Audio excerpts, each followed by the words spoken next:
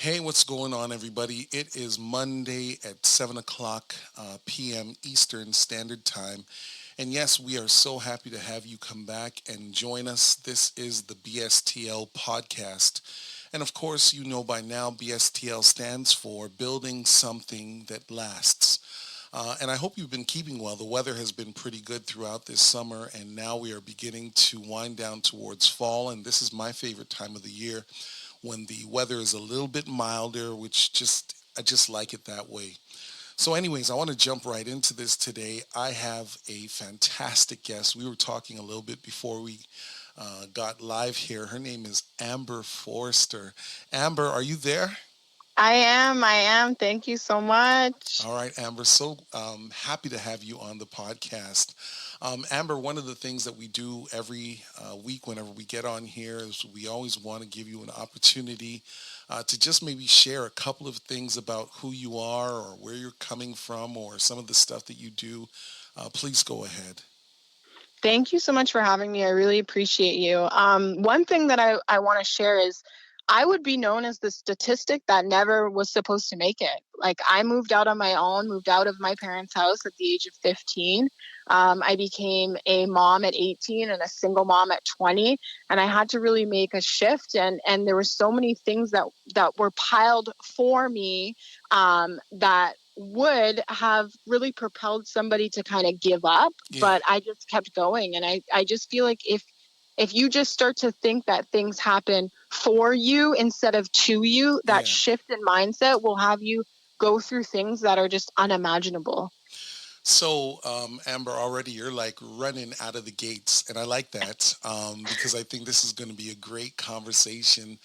And I like that the idea that sometimes our perspective helps to kind of form how we experience things, how we see things.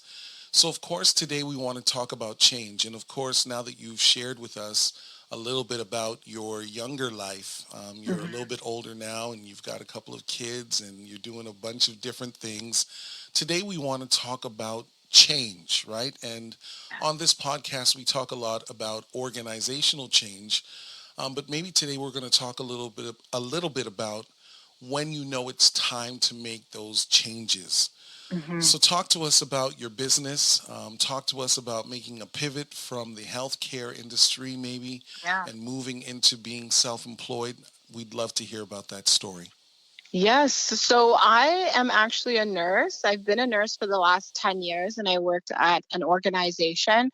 And due to certain mandates that just happened and some politics within the hospital, I actually chose to leave my 10-year nursing career and start my own business. I currently own two businesses. One is a traditional brick and mortar. We are a beauty spa. I call it like the Costco stop and shop. You can get anything you need to get done in there. And then I run another business where I help other resilient people find meaning and purpose after losing or leaving their careers in an online space. Nice. But that sounds complicated. How did it come together? Like, where did you turn? How did you know how to put all these different new pieces together? I feel like once I started to share my story and kind of open up about how I was able to kind of personally develop myself into being an entrepreneur, because I was always like that person who had a job. I was always that person who worked for someone else. And then when I had to make that shift, I started to just talk about what I was experiencing, the positive effects that I had. And I found like this army of people who also felt the same way. And it was just like that words of encouragement. And we kind of just came together and it's like, all right, like let's just pursue. And then I integrated, it's a health and wellness business. So I Hmm. integrated it with my current beauty spa in body contouring. I specialize in body contouring, which is a non surgical fat reduction, skin tightening, and just to overall build the confidence that you have in yourself. And so the integration of the two just has been so great in terms of building a network of people who are also resilient and looking for a change in their life. So, let's talk a little bit about the collaborative piece. Mm-hmm. Sharing your story, right? So one of the Yeah. things that maybe at times leaders don't do as well is they are afraid to share their narrative, to teach people about where they're coming from and how they've arrived to where they're going and so on and so forth. Mhm. Why is sharing your story so important as a leader? I feel like because you can connect to people who may be scared to share their story. Like I used to think like so many things are happening to me and I never understood why Hmm. until I shifted that mindset into things happen for you. So Hmm. that way, your meaning, we're all here with a meaning and purpose in life, right? I Yes. am still blessed to be here today because I have a purpose. And I believe my purpose is to share what I went through, and it may be that comfort, that little voice in your head that tells you, oh, you shouldn't share that story because it's embarrassing. Yeah. Oh, you don't want to tell people that because, people don't want to hear that, right? But those are the things that can elevate somebody in their life because they're experiencing the same thing and they don't want to talk about it either.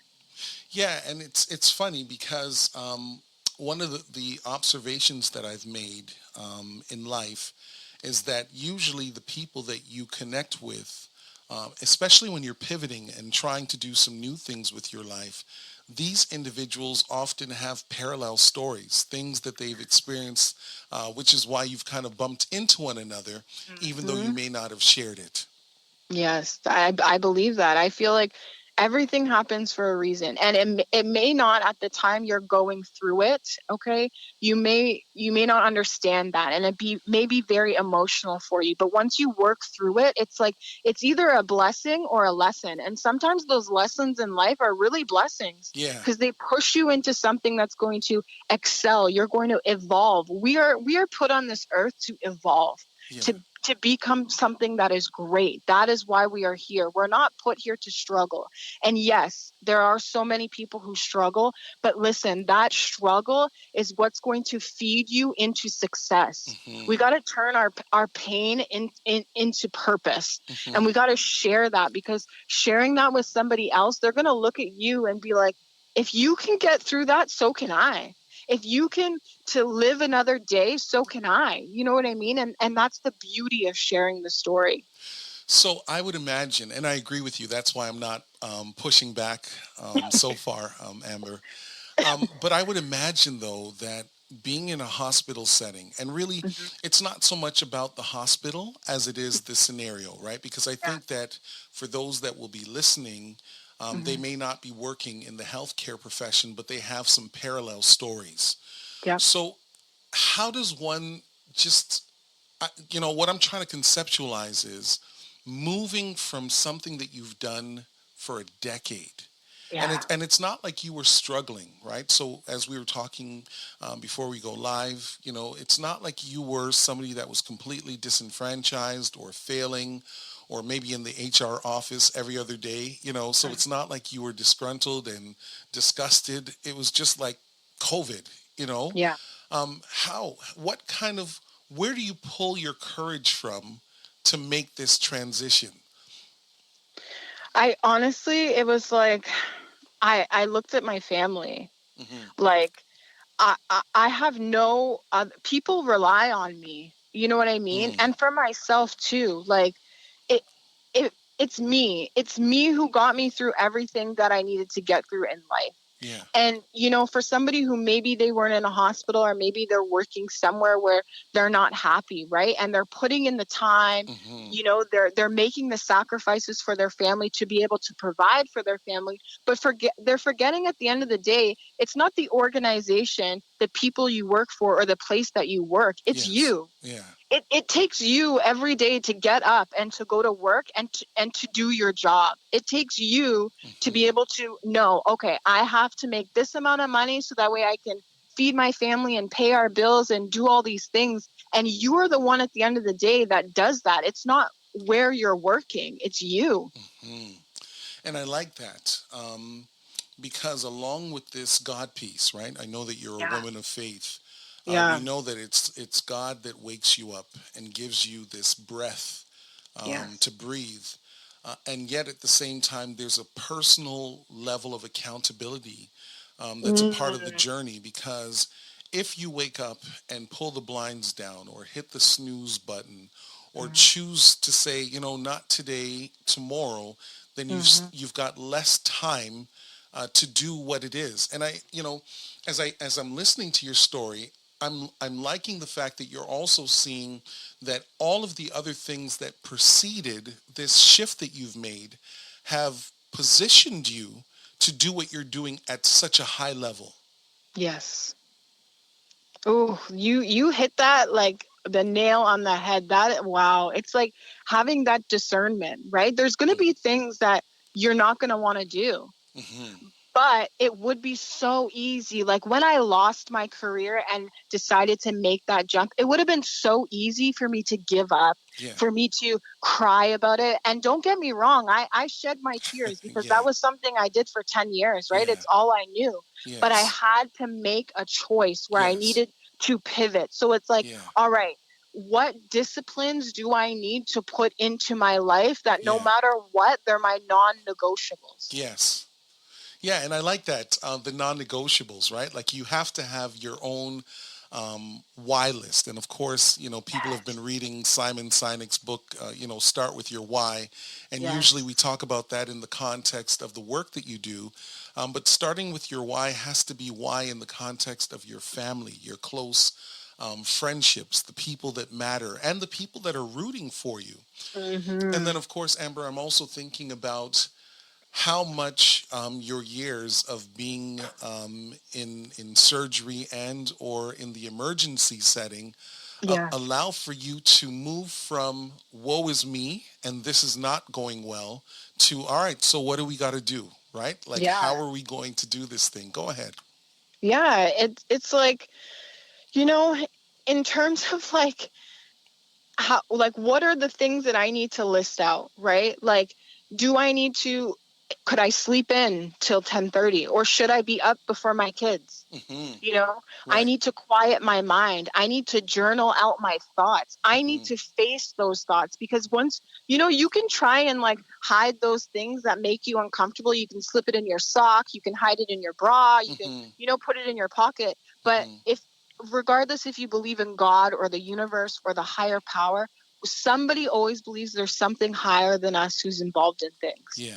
And once you don't face those certain things, it will be brought around to you in a different way for you to learn and to work through and to move forward. So, I mean, this is such a great conversation. um, when I hear you say, facing your thoughts, Yeah. what does that look like real time for you? Pre-pandemic, during the pandemic, post-pandemic, and now, what does facing your thoughts look like for you? So it took I felt my feels. I had to do a lot of self-reflection, a lot Hmm. of personal development. I needed to change my circle. So Mm. there is no, like, I have no hard feelings, there's no malice towards the friends that I used to keep close to me, but Hmm. when you are working through certain things in your life and you're needing to make a change, those people who you may have hung out with in that current season, Yeah. you can't bring them forward because the things Yeah. that they were doing that, and that's something that was big for me. So it was a lot of self-reflection. I did a lot of journaling. I sought out books to Yeah. help me. I'm very particular. In the music that I listen to, Yeah. the podcast, things that I don't watch the news. Hmm. There's things on certain social media platforms I don't follow, I don't pay attention to, I block out Yes. because those things will try and not distract you. I should say that's a good word. Like Yeah. distract you from your mind. You're already going through things in your own mind, self doubt. Yes. You need perseverance. But when you have certain things distracting your mind, it may bring you down this rabbit hole that Yes. you can't afford to go down when you're on your own, and you have to lead yourself and lead others to greatness as well. Yeah, and you're bang on again. Like I'm sure that the friends that you have in your world, they are so blessed to have you, because at the end of the day, you do have to streamline some things, Hmm. especially when you're about to do something that no one in your circle has done before. And so in Yes. their mind, it's like, why would you do that? I mean, why would you Yep. leave comfortable for better? You know, Yep. and, Yep. and as I'm listening to your story, I'm realizing and re-hearing it again. I don't even know if that's a real word, but re-hearing it again, because in order to do something different, you cannot do things the same kind of way. And the No. idea that really resonates with me is changing your circle. And you're not just talking about there's too many people in your world. You're saying, no, I've got to change the circle that I'm in. And it Yeah. doesn't mean that you dislike them. It doesn't mean that they can't come back later on down the road. But for right now, you've got to really zero in and narrow in on this is where I'm going right now. And my family is depending on me. And so even if I have to take a step back a little bit from family to help family, it makes Mhm. sense. Yes. Ooh, I have chicken skin. Oh my gosh. Thank you so much for having me. I love this. This So happy to energy is have you. just fabulous. And yes, it's like saying to them, from a place of love, I just need to do this. And you need to communicate. Yeah. When you are stepping into a role where you are your own boss, communication is going to be key with your business partners, with your clients, with potential clients, with your family, your significant, everybody around you needs to know. There Hmm. needs to be no miscommunication about where you're going Yeah. and what you need from other people and what they need to expect from you. Like, listen, I can't come out tonight because I need to focus on A, B, and C. Yeah. And I'm going to be honest, some people weren't so receptive, right? Of course not. Yeah. But at the end of the day, I'm not responsible for what you think of me, and I can't make assumptions either. Right. And I like the fact that you have laid heavily in on communication. Because sometimes the reason why things don't happen, right, whether organizationally or even personally for you as a leader, is because you have all these concepts and ideas that are bouncing around in your mind and you're beginning to shift and pivot and do things differently. But because you're the only one that knows what's happening inside of your mind, Mm-hmm. it is possible then to impact others who, unbeknownst to them, they don't realize, look, Amber's not saying this because she's better than we are. It's that she's got a 6-month plan. She's got a 12-month plan. And in order for her to hit all of these different benchmarks, she's got to do it, but she also has to communicate. Yes. Yeah. Yes, that is, you said it like perfectly, like chef's kiss. That's, yeah. So And then, you yeah, will go get ahead. sorry, I didn't mean to cut you off. When you start something for yourself, the people who you know are not necessarily going to support you. Hmm. And you know what? Going into that, knowing that it said, okay, you sit back and you watch Hmm. because I'm going to use that as fire. So Yeah. keep watching and waiting because 6 months from now, you're going to say, oh, wow, Yes. like you really did that. Like, yes, I did. Okay. 12 months. They're just going to keep watching and waiting. Right. Yes. So then, Amber, this thing that fuels you or has fueled you, how do you make sure that it doesn't take away from or deteriorate the direction that you're taking? How do you stay on the positive side of the Mhm. doubters? I think you have to be in line with your morals and your values. Like, Hmm. there was a book that I read that actually changed my whole way of thinking, and it's Hmm. The Four Agreements by Miguel Ruiz. If I said his last name wrong, I'm so sorry. You can It's get it okay. off Amazon.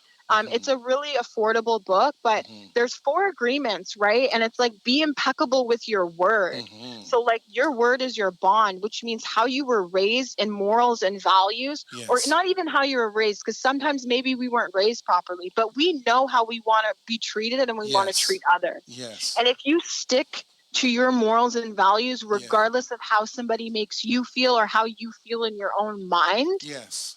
you Yeah. will always be able to come out on a positive side, because I'm not going to change who I am just because you don't agree with me, or you wanted to make me feel low about myself, or I'm Yes. in a thought where I'm like doubting myself. It's like, no, no, no, no, no, no, no. Like, you are, and speaking to yourself so highly, like Yeah. your words are so powerful. Yes. And I'm glad you said that, Amber, because recently I've been having some other conversations in other spaces, not necessarily on the podcast, but just different people. And Mhm. the idea that you are stepping away from something that you're doing well Hmm. because it doesn't align with your value system, that Yes. really resonates with me. Yes. Because just this idea that you're going to continue to give your life, your time, your resources, adding and or subtracting the stress level Hmm. from what it is that you're doing, and the list goes on and on. The easier way is just to say, hey, look, no hard feelings, regardless of where you're working. I can't do this with you anymore because every time I punch in and stay there and then punch out, 8 or 12 hours later, part Hmm. of me is slowly but surely dying because Yes. I'm now having to fight with my own personal value system. Yes. And that comes along with in leadership, you need to set boundaries. Hmm. And it's okay, like with people, places, and things, set your boundaries, especially in the workplace. If you are somebody who is constantly putting in the extra time and you are finding you're not being paid for it, stop doing it. Mm. And I get it, like people have things to pay for, I understand, but that at that moment in your life you need to pivot and find something else that, like you said, aligns with your values, Hmm. aligns with your morals, that lights you up inside. If Yeah. the environment you are in does not make you feel happy, there's a Hmm. problem. You need to look around you and say, no, I need to feel good when I come in here because this is Hmm. dragging me down, Yeah. and that is not good for our spirit, our soul, your body. People get sick. Yeah. The lack of energy, it drains you. Yeah, and the thing is, and I'm not hearing you say the thing that you love is going to be absent of challenges and Oh yeah. obstacles, right? Because Yeah. somebody listening might be like, oh, okay, since I don't like what I'm doing, or I don't like the environment, it's an automatic quit. I don't think I'm hearing you say that. Or if you want, you can clarify.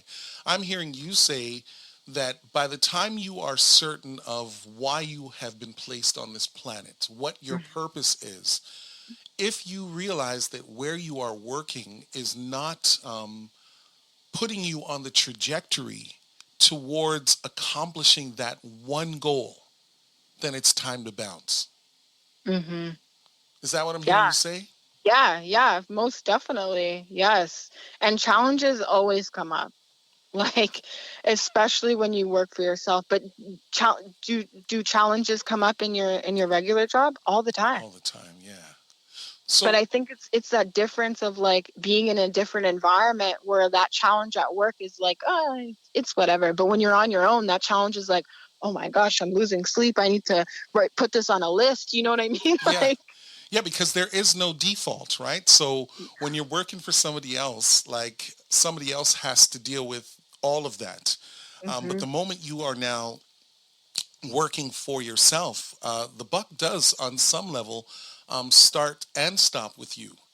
yeah. So then here's the next question then. And now this is an organizational leadership question. Now that you no longer have an HR to buffer things, you don't have a manager per se that also is along this chain of command. What are Hmm. you having to do to make sure that you remain successful? I know you're doing really well right now, and I hope that our listeners that are here in town for the in-person stuff, and then also because you've got the online service, and we'll put that into our message portion of this on LinkedIn. But how are you making sure that you are successful? What are the things that you are doing to make sure that this isn't just going really well for the next couple of years, and then if you hit some challenges, you're out? What are you doing to make sure that this thing continues to develop and build and grow? I think you have to swallow your ego. Mhm. I think you have to remain coachable as well.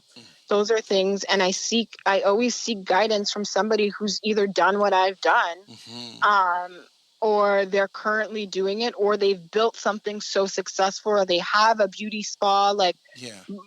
it's like going to those people and not being embarrassed to say, hey, I'm facing this in my business. What did you do that helped you? And Yeah. remaining coachable to take that in and say, okay, I don't know everything. Right. It's my first time around, so how can I get better? And I always tell everybody, like, instead of getting emotional, feel your feels, but figure Mhm. out a way how you can get better. Right. what coach can you find? Can you find a business coach? Can you find a mentor friend? Who do you know that owns a Yes. business? Yes. Yeah, and I think you're right, because one of the things that we don't talk about enough as it relates to leadership and change is you've got to have a mentor. You've got Yeah. to have, and not just any mentor, right? Because I think that those that choose to lead their own companies, they have very strong personalities. And Yes. because they have very strong personalities, the reality is they can't have a coach that is going to placate when they push back. You've got to surround yourself with people that are going to be honest enough to say, you know what, it sounds like a really great idea, and I'm sure that you've thought about it, but that doesn't make any sense. Yeah. Yeah. Yeah. It's so true. Be like constructive feedback. Yeah. Be open to that, and just listen, just slow down and just listen, and like find somebody who you can trust, you know what I Hmm. mean, and feel that energy, like follow your gut as well. That I'm big on that. Like if I'm in people, places, or things, if my gut is like rolling and I don't feel good, or I'm talking to somebody and I'm just not getting a good vibe, Yeah. I just end it. It's like, like Yeah. I'm not really into this right now. I'm feeling uncomfortable. I'm going to leave. And that comes with setting boundaries. Yeah. So boundaries. Thank you. I knew it was going to come up. Yeah, How it's big. have you, just go ahead, you already know my question's going to be how have you, how are you, and not just the boundaries around people, Yeah. but the boundaries also around self-care. I mean, as one that has been in the health Oh, professional, yeah. there's so many different levels to this boundaries, right? It's not Yeah. just the haters, it's not just the celebrators, it's Yeah. also the, I need to turn this thing off, it's 10 Yeah. o'clock, it's Yeah. 6 o'clock, you know what I mean? So what are you Yeah. doing for that? How are you putting that together? It's so funny you asked this, because literally last week I had to set a boundary for myself, because I was the person who was like, all right, I got all these things done. I Hmm. can watch an episode of Netflix on my phone. Right. I can relax. And then obviously it doesn't turn into one episode, it turns into the whole season. And then you realize I could have Right. been sleeping and getting Yeah. my rest because I have to get up tomorrow. So Yeah. I've deleted like Netflix and Amazon and any video thing off of my cell phone, Ah. because I just don't, that's a habit of mine. I am aware that that is Yes. something I need to work on. When I was a nurse, I realized how much I actually cared for other people's health, and really Mm. like I would try to work out, but I'd be too tired and I'd make excuses. Yeah. So it's like setting myself up, like I need to go to the gym 3 times a week. I need to Hmm. watch what I'm eating, Yes. right? I need to know my triggers. Yeah. Like if something stresses me out, I was like, okay, like let's go to a restaurant. I need a really good meal right now. It's like, Hmm. do I need to go and do that? Yeah. No. Should I go for a run and Hmm. then come back and have a nutritious meal, one that is fully balanced and Yeah. not just empty calories because I want to, make myself feel good? Yeah. You know, Amber, to the person that's listening, it would almost sound like you've been doing this entrepreneurial thing for 30 years. Like the level of maturity that you have as you are engaging this new normal for your life, for your family life, pivoting in terms of this career shift that has allowed you to have a lot more flexibility and time for, your top two things, one of which would be also, being a mom. Hmm. Um, but is there a thing that you are nervous about when you think about going forward? Yeah. I think moving forward, it's how long will I be able to set this standard? Hmm. Um, and will something ever happen where, and I know this is scarcity mindset, Mm. where it will run out, Okay. you know? But like it's like there's like 7+ billion people in this world, Yes. right? And people are born every single day. Yes. So it's like, if I continue to set the standard, like anybody sets the standard for their relationship, like anybody listening, it's like when you're looking for a partner, or you're looking for a place of employment, or you're looking for a school for your child, or Hmm. whatever you're looking for, a gym to go to, a grocery store, you were looking for a certain standard. That's So right. how come we don't set those standards for our own life, Yeah. for us personally? We need to be more selfish. And I know I'll probably catch a lot of backlash for saying that, but Yeah. we need to put ourselves first, because if you Yes. don't pour into yourself, the Yeah. quality of how I'm going to show up as a mother is going to Yes. decrease. The quality of how I'm going to show up as a partner, as a friend, as a daughter is significantly going to decrease, because I have not filled my own cup. Yeah. Uh, I'm just going to say this now. You're going to have to come back again. I don't know. I'm going to have to figure it out. And I hope that you will say yes the next time I come Of calling. course. I appreciate you so much. Oh my God. This, like, I have had chicken skin this entire call. Oh, this is such a beautiful environment. Positive. Like, radiate positivity, and we need more people like you.